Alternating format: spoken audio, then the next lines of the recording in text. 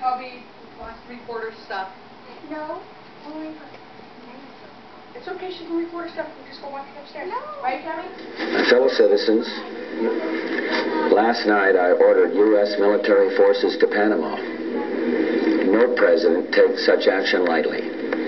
This morning, I want to tell you what I did and why I did it. For nearly 2 years, the United States, the nations of Latin America and the Caribbean have worked together to resolve the crisis in Panama. The goals of the United States have been to safeguard the lives of Americans, to defend democracy in Panama, to combat drug trafficking, and to protect the integrity of the Panama Canal Treaty. Many attempts have been made to resolve this crisis through diplomacy and negotiations. All were rejected by the dictator of Panama, General Manuel Noriega, an indicted drug trafficker. Last Friday, Noriega declared his military dictatorship to be in a state of war with the United States and publicly threatened the lives of Americans in Panama. The very next day, forces under his command shot and killed an unarmed American serviceman, wounded another, arrested and brutally beat a third American serviceman, and then brutally interrogated his wife, threatening her with sexual abuse. That was enough.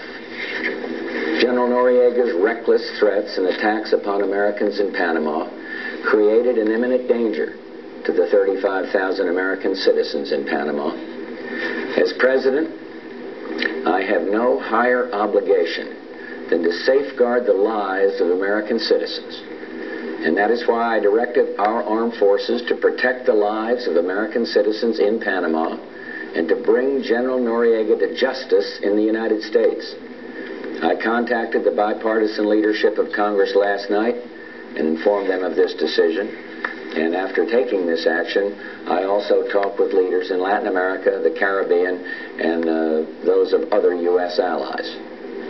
At this moment, U.S. forces, including forces deployed from the United States last night, are engaged in action in Panama. The United States intends to withdraw the forces newly deployed to Panama as quickly as possible. Our forces have conducted themselves courageously and selflessly, and as Commander-in-Chief, I salute every one of them and thank them on behalf of our country. Tragically, some Americans have lost their lives in defense of their fellow citizens, in defense of democracy. And my heart goes out to their families. We also regret and mourn the loss of innocent Panamanians.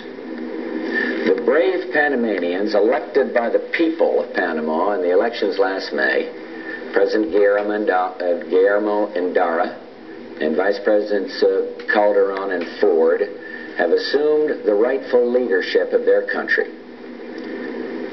You remember those horrible pictures of newly elected Vice President Ford, covered head to toe with blood, beaten mercilessly by so-called dignity battalions.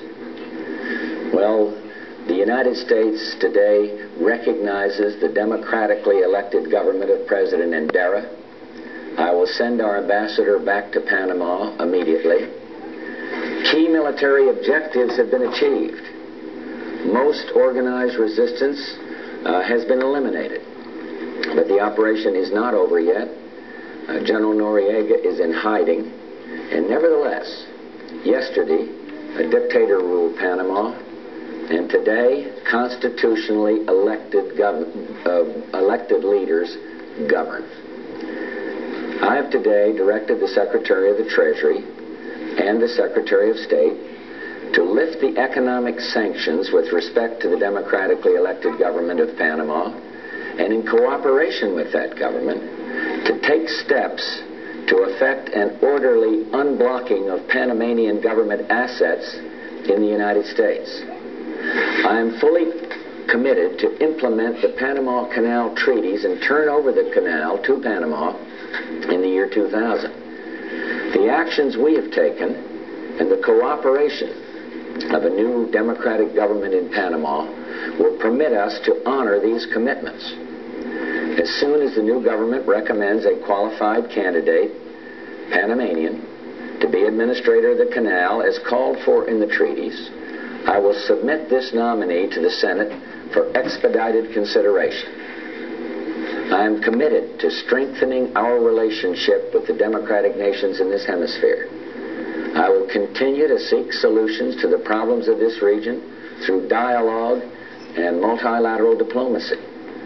I took this action only after reaching the conclusion that every other avenue was closed and the lives of American citizens were in grave danger.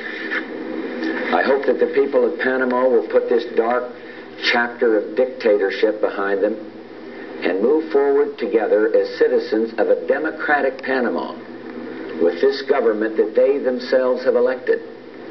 The United States is eager to work with the Panamanian people in partnership and friendship to rebuild their economy.